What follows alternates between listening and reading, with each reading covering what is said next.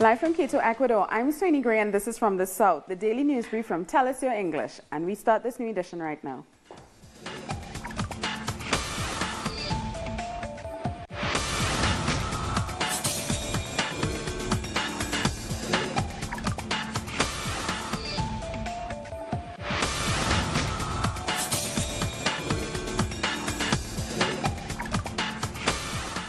In the last 2 hours, the Colombian president, Juan Manuel Santos, has announced a suspension of peace talks with the ELN guerrillas that were taking place in Ecuador. After the bilateral ceasefire between the two sides expired at midnight, the government accused the ELN of an attack in the Caño Limón oil pipeline, the second largest in the country. It also said that there were 2 other incidents but didn't provide more information. The ELN has not responded to the accusations as yet, but has repeatedly accused the government of not fully complying with the ceasefire. Representatives from both sides were already in Quito to begin the next phase of talks. I have spoken with the head of the government delegation in Quito, Dr. Gustavo Bell, and asked him to return immediately to discuss the future of the process. President Santos further explained his decision to call back his lead negotiator on the talks via social media.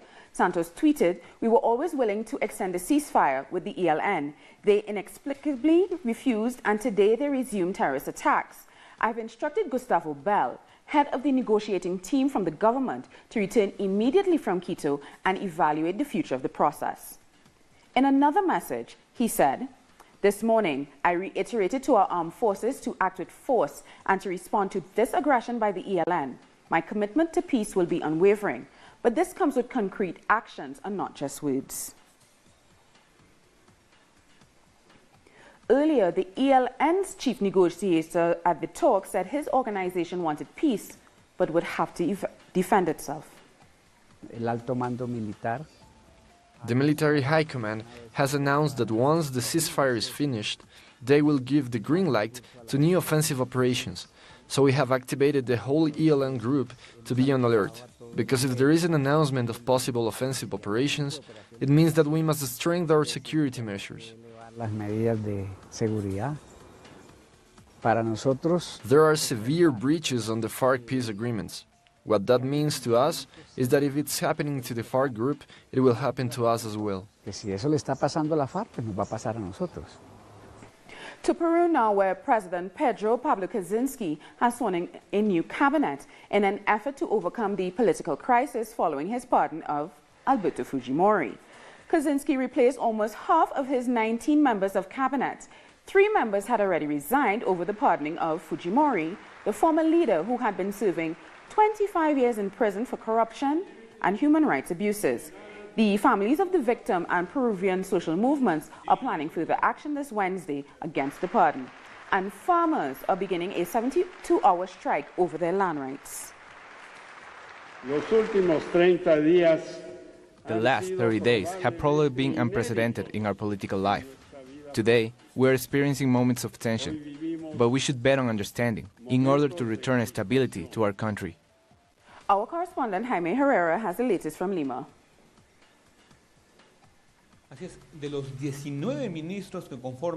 Indeed, the government has chosen a new cabinet, named the Conciliation Cabinet.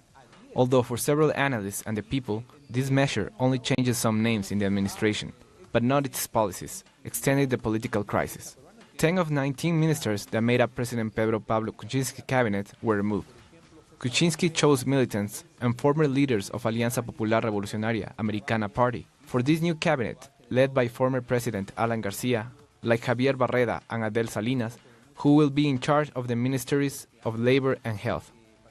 This decision was questioned by their own party and by other politicians because they say the members of the new cabinet are part of political groups linked to corruption cases. Jorge Kisich was sworn as the new Minister of Defense, despite that he was sentenced to 4 years in prison, accused of corruption regarding the police and military pension program. Social and union trade movements have rejected this new cabinet, and most of all, its named Cabinet of Conciliation, since they believe a change in names will not achieve a conciliation. They demand a change in the government policies and for public officials to think more about the people when doing their job.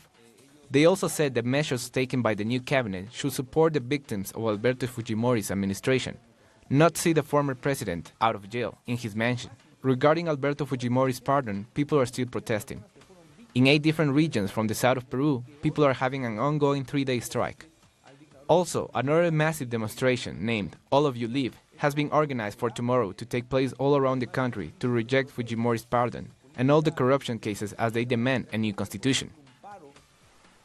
Venezuelan and Netherlands authorities are due to meet on Friday to seek a solution to the problem of smuggling to the islands of Aruba, Curacao and Bonaire.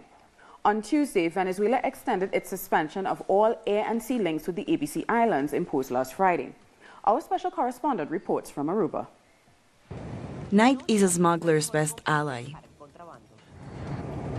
Landing at Aruba's main port, Barcadera, for over 2 years, illegal activities became legal. Just a week ago, in the same courtyard, customs agents allowed the passage of key resources for Venezuela's economy, such as gold and copper, which were then sold as a scrap for $5 a kilo and then resold in Europe for 70 euros a kilo.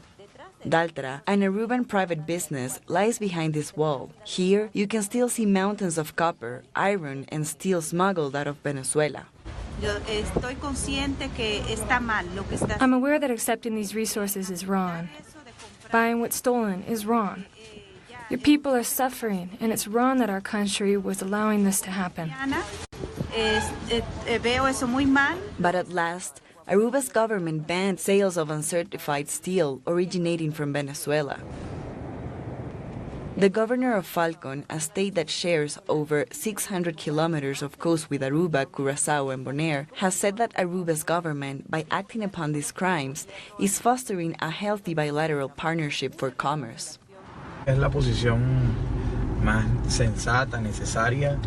This is the most reasonable and necessary response, coming also from these Caribbean islands, with which we've historically had good relations. It's not a new relationship. We were linked by history and by brotherhood. We've always expected to share the fight against these crimes, and they have recognized this. Combatir juntos, un flagelo que lamentablemente nos ha afectado a nosotros aquí, pero también ellos la han reconocido. Aruba is the Caribbean's main copper exporter, despite the fact the country has no copper mines. In 2016, it exported nearly $6 million worth of copper scrap, mainly to the Netherlands, and within 5 years increased its export business by 416%. And we'll be back very soon, so stay with us.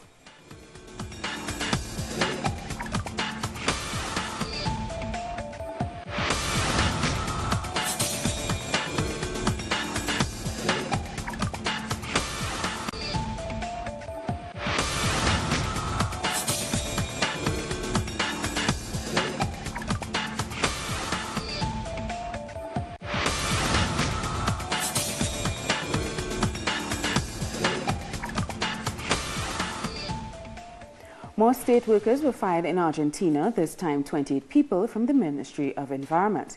The public servants arrived at the ministry's building to protest these measures, although the Minister of Environment, Sergio Bergman, sent police forces to disperse the demonstration. These layoffs add to the growing number of dismissals in the state sector by the government of Mauricio Macri. With every worker that is being fired, there are functions that are left unfulfilled, programs that are left unfinished, and end up falling apart both here and in other ministries. This is becoming more aggressive and violent. Our correspondent Sabrina Roth sent this report from Buenos Aires. The conflicts between the Ministry of Environment and their workers continues as 28 public servants were dismissed before December 31st, even though they had contracts until the end of the year. This group asked the Ministry of Environment to give them their jobs back, but the officials sent the police force to disperse the demonstration, a situation that was denounced by Daniel Catalano, head of the State Workers' Trade Union in Buenos Aires. Workers are expecting that the Minister of Environment, Sergio Bergman, meets with these employees. This group adds to the list of public servants that were laid off, a trend that immediately began after Mauricio Macri took office and appeared to have no end. Workers are still waiting for the government to give them an answer, especially because it promised dialogue between the parties. But until now, workers have only seen an answer through police force. We will keep you informed. Thanks, Sabrina, for that report. Pope Francis gave a message to the people of Chile and Peru ahead of his visit to the two nations, which begins January 15th. His trip will last 8 days, and he is expected to address the rights of indigenous people. I know the history of your countries. Shaped by perseverance and tenacity, I wish to thank God together with you for the faith and love you have for Him, and for your brothers and sisters in need, especially the love you demonstrate towards those who are discarded by society. The culture of waste dominates us more and more. 80% of Chileans do not agree with the state's use of tax money to finance the Pope's visit to the country, an opinion shared by several trade union leaders. More details in the next report. Pope Francis' visit has cost in excess of $17 million, of which the Chilean state has to contribute almost $11 million. A situation that has not been well received by social leaders. We have urgent problems in Chile that require a tremendous fiscal investment and resources. It's constantly alleged that there is no money. However, the Pope comes for a few days to make some activities, which are great for us, but it's a huge expense for public resources that are being used. The Catholic Church will contribute donations worth $6 million for the cost of the 3 masses that Pope Francis will give around Chile. They will also finance the fuel for more than 3,000 kilometers that the Pope Mobile will travel and the manufacturing of 600,000 sacred wafers for Holy Communion. Among other things, the $11 million remaining come from the state fiscal budget that has millions worth of debts across different sectors of the population. We cannot understand how the government in this particular visit distributed so much public resources when the rest of the people need a lot of assistance. It is not a rich country that is able to use so many resources. The so-called historical debt with teacher unions is just one of them. In fact, in 2017, images of teachers demanding the payment of their salaries and social security were seen all around the world. There are salary debts in different sectors. 7 billion debt in the teachers' union case, in other labor and social areas as well. These are urgent matters in which public resources could be applied. Various social leaders are concerned. They don't question the Pope's visit, but they reject the decision of the executive power to assign public resources to his trip. The Pope's visit to Chile generates sympathy in a great sector of the population. They have great expectations, but the government is playing with people's hopes. However, 80% of the consultants in the CADM survey said they didn't agree that the state should finance the Pope's visit, an opinion shared by even the country's Catholics. Cuba has reacted to a United States Senate hearing on the alleged acoustic attacks against U.S. diplomats in Havana. The top Cuban diplomat for North American affairs said the Senate was seeking to accuse Cuba without having any evidence that such attacks ever happened. The great victim of today's hearing has been the truth. For the Cuban government, the irresponsible statements made by the Assistant Secretary for Western Hemisphere Affairs of the Department of State Francisco Palmieri during the hearing are unacceptable.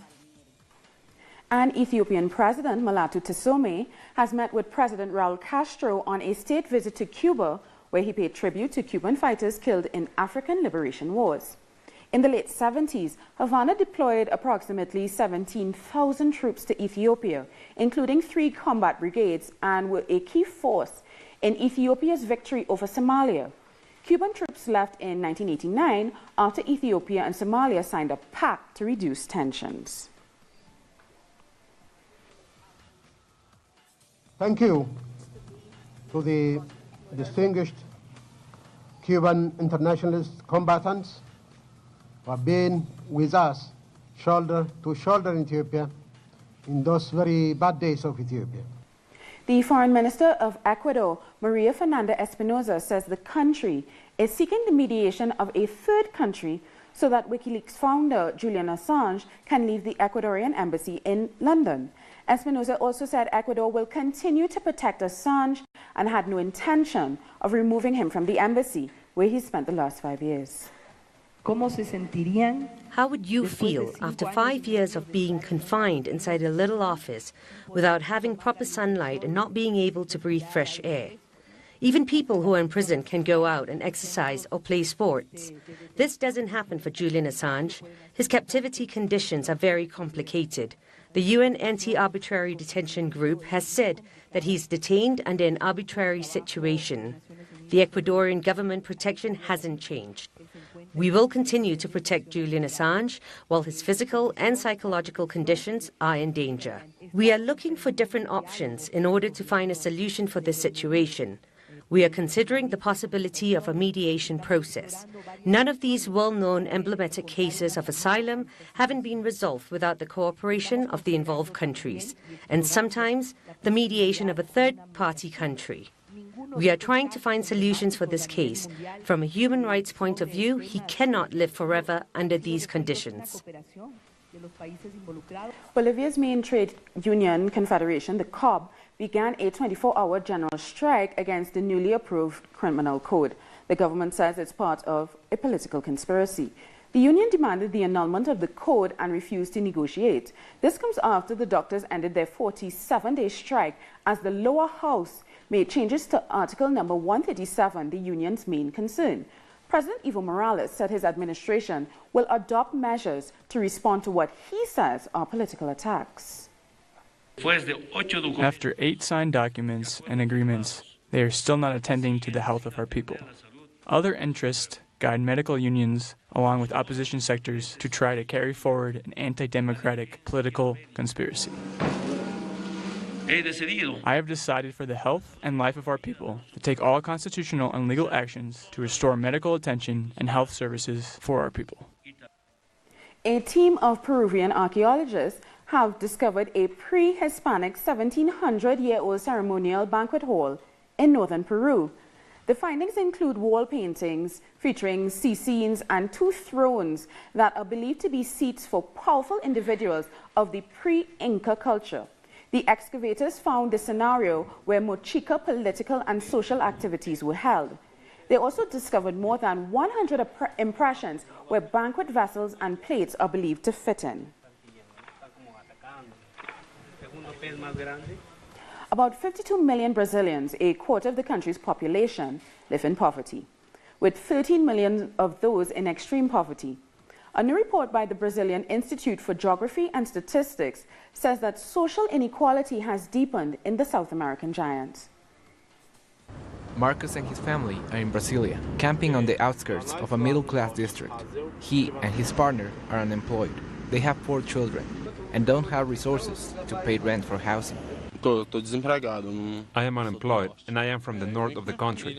I came with my family to seek help because the situation in Brazil is critical and we need help. Very close to Marcos, there is a dozen of families in similar situation.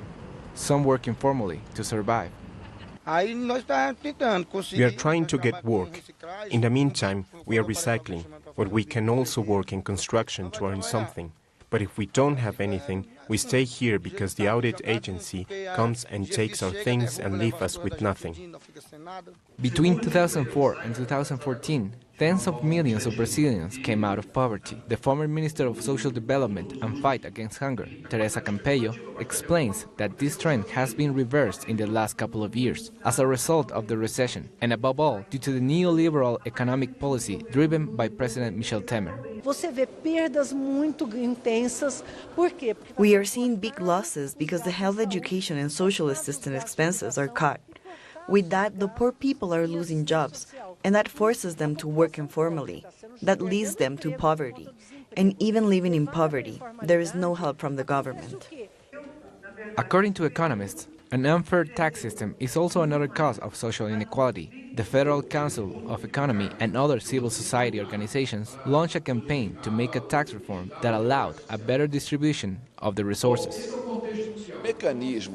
The mechanisms of accentuation and perpetuation of social inequality are various, but I don't have any doubts that the main mechanism is the tax model, the tax system that we have, because it's characterized by its aggressiveness. In a simple way, this means that those who pay taxes in Brazil are the poorest, the workers and the middle class, while the rich don't pay taxes.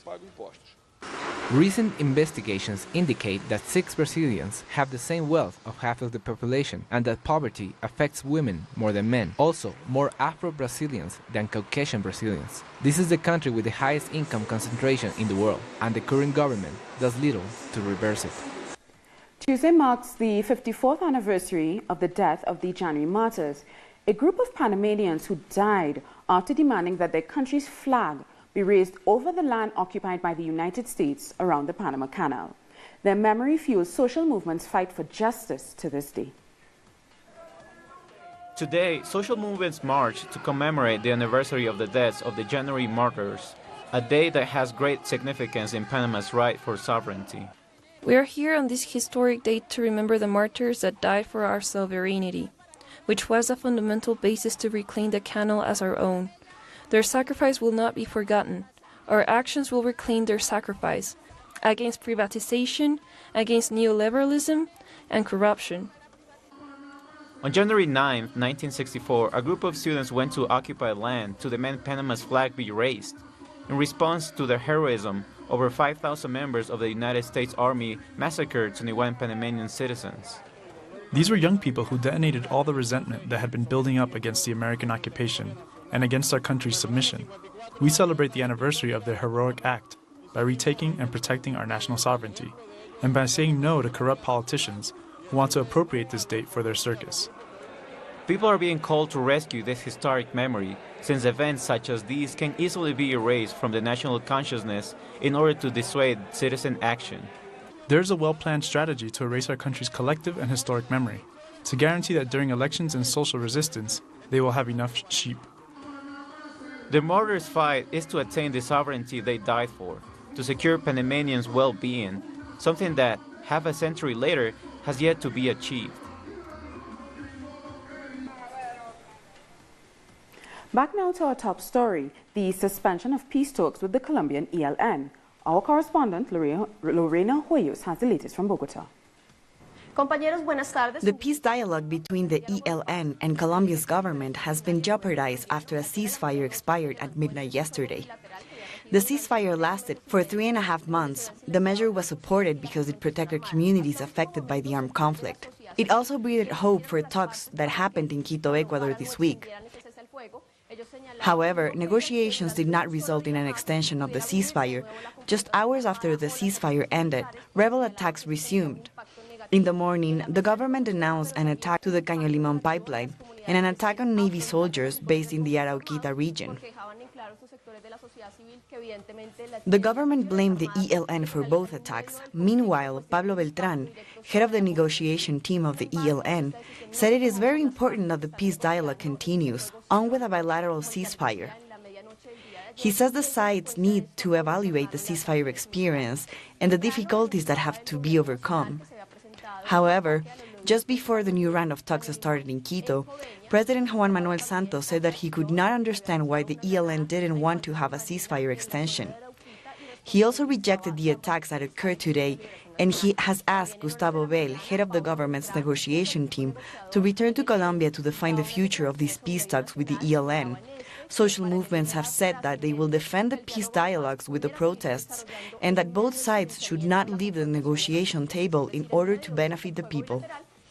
We thank Lorena for that report, and we'll be back very soon, so stay with us.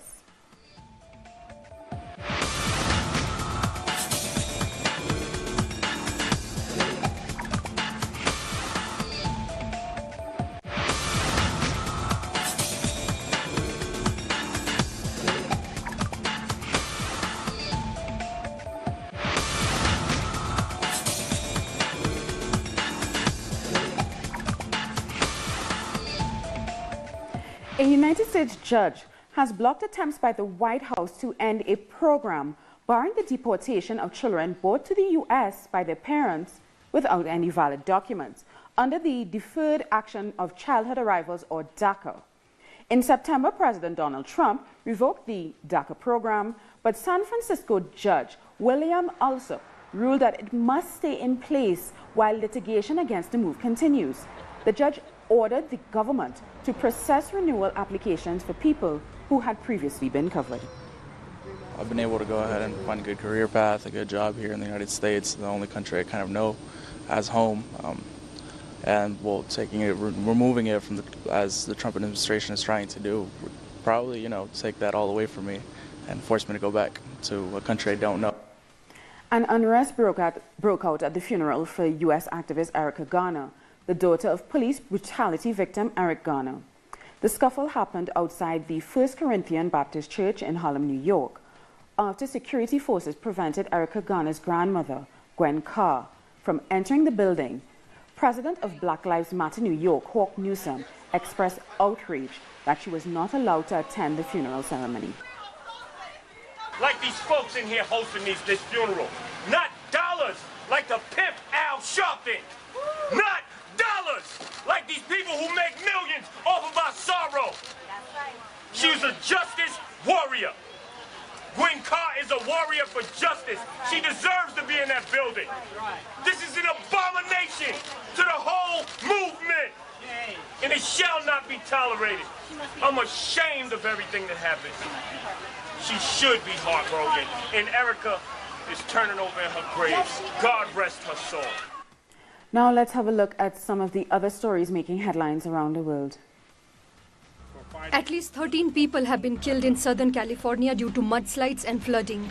More than 48 kilometers of the main coastal road have been closed. 300 people are reportedly trapped in a neighborhood in east of Santa Barbara. Rescue efforts are due to resume at daybreak. Part of the problem with this is the fire created a situation where the dirt was able to wash down. Had we still had all of the vegetation on the hills, it would not have been as much of an issue. Donald Trump's former White House advisor Steve Bannon has stepped down from the right-wing Breitbart News organization, where he had been executive chairman since 2012. The move comes amid an outcry over remarks he reportedly made about President Donald Trump's son, calling him treasonous. More than 100 cases of cholera per week have been registered in Congo, according to Doctors Without Borders, after floods enveloped Kinshasa in the beginning of the year.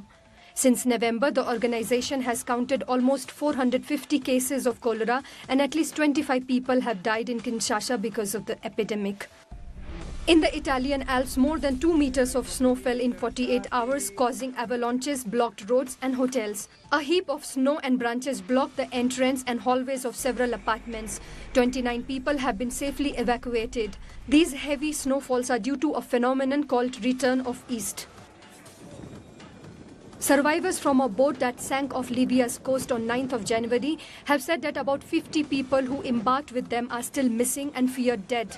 Many survivors who were brought back to a naval base in Tripoli said there were originally about 70 people on board when they sailed off the northern coast. Libyan Coast Guard vessels picked up about 300 migrants from 3 boats, but one of them had only 16 survivors. And we've come to the end of this morning's news brief. So for these and many other stories, you can find them on our website, tellusyourtv.net/English. And join us on social media, Facebook, Twitter, and Instagram. For Tell Us Your English, I am Sonia Gray. Thank you so much for watching.